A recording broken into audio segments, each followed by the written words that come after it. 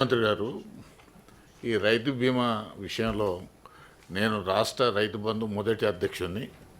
రైతు బీమాలో చనిపోయినటువంటి వాళ్ళు ఎవరంటే సాధారణంగా ఏ కారణంతో చనిపోయినా సరే, యాక్సిడెంట్ కావచ్చు, రోగం వచ్చి కావచ్చు, నొప్పి వచ్చి కావచ్చు, చనిపోయిన వాళ్ళ సంఖ్య అది ఆత్మహత్యలు దాంట్లో లేవు.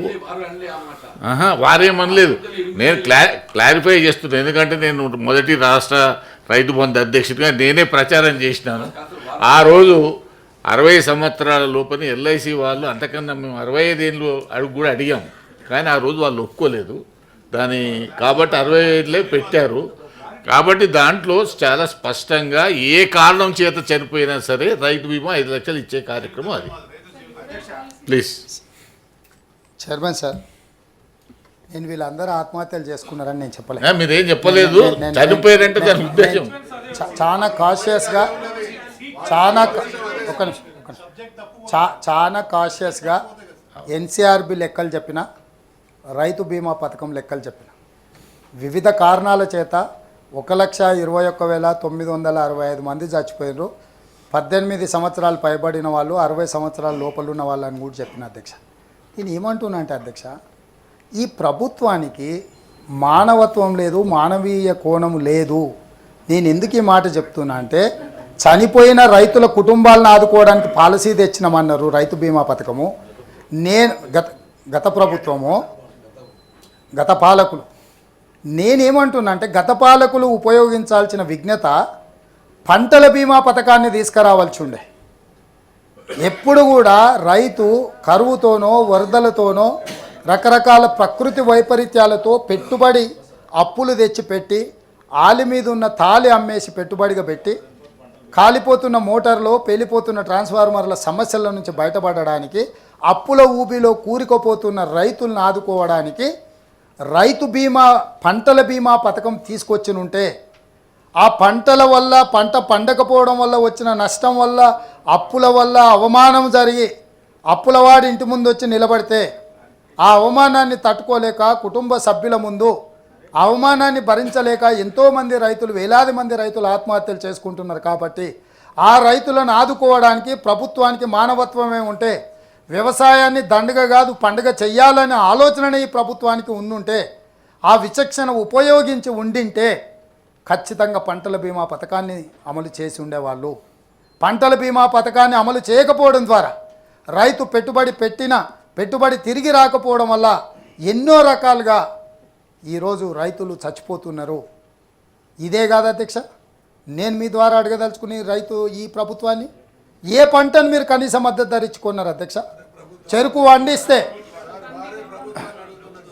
అదే ఈ ప్రభుత్వం అంటే ఈ ప్రభుత్వమే అని అది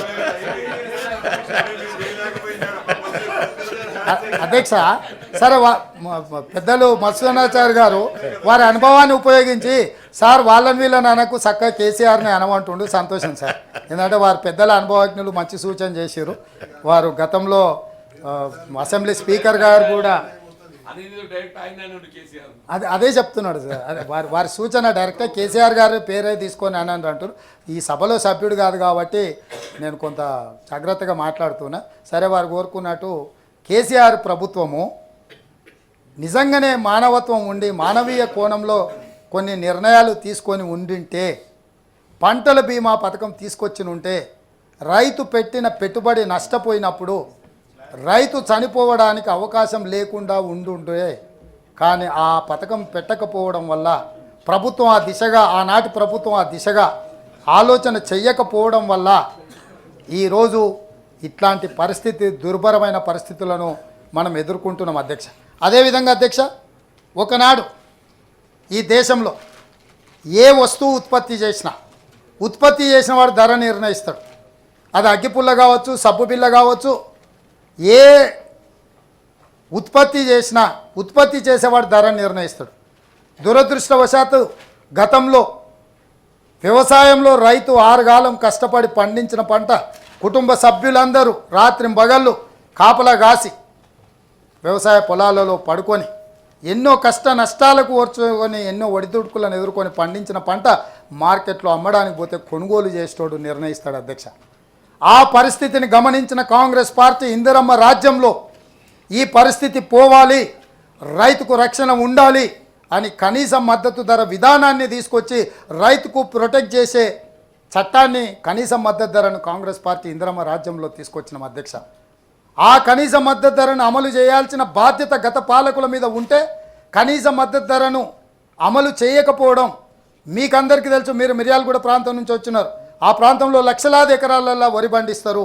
అక్కడ వరి కేంద్ర ప్రభుత్వం నిర్ణయించిన కనీస మద్దతు ధర 1960 రూపాయలు ఉంటే 1300కు 1400కు దళారులకు మిల్లర్లకు అమ్ముకొని తడి పేరు మీద, తాలు పేరు మీద, తుట్టి పేరు మీద క్వింటాల్కు 10 కిలోలు కొల్లగొడుతుంటే నిలువరించి పీడీ యాక్ట్ పెట్టి ఇట్లాంటి దోషులను జైల్లో పెట్టాల్సి, ఊచలు లెక్క పెట్టించాల్సిన ఈ ప్రభుత్వం వాళ్ళతో, ఆనాటి ప్రభుత్వం వాళ్ళతో అంటగాగి దోపిడీలో భాగస్వాములుగా మారినరు.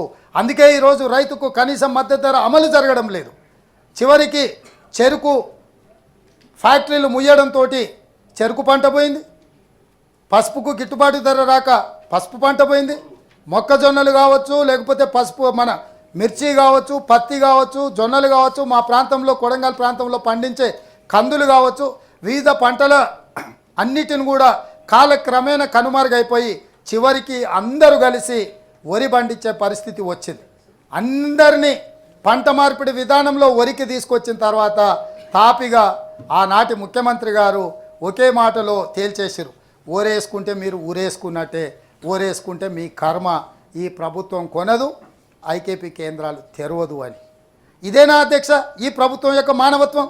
ఈ రైతుల పట్ల ప్రేమ, ఈ రైతులను కాపాడడానికి ప్రభుత్వం తీసుకున్న చర్యలు, ఓరేసుకుంటే ఊరేసుకోండి, మేము కొనుగోలు చేయము అని చేతులెత్తేస్తే ఏ రకంగా ఈ ఆనాటి ప్రభుత్వం రైతు ప్రభుత్వం అవుతుందో మీరు ఆలోచన చేయండి అధ్యక్ష. ఆనాటి ముఖ్యమంత్రి గారు రైతులకు మాట ఇచ్చిండు, ఉచిత ఎరువులు ఇస్తాను, దిగిపోయే వరకు కూడా ₹1 ఉచిత ఎరువులు ఇవ్వలేదు అధ్యక్ష. ఇవన్నీ మీ కళ్ళ ముందల కనిపిస్తుంది.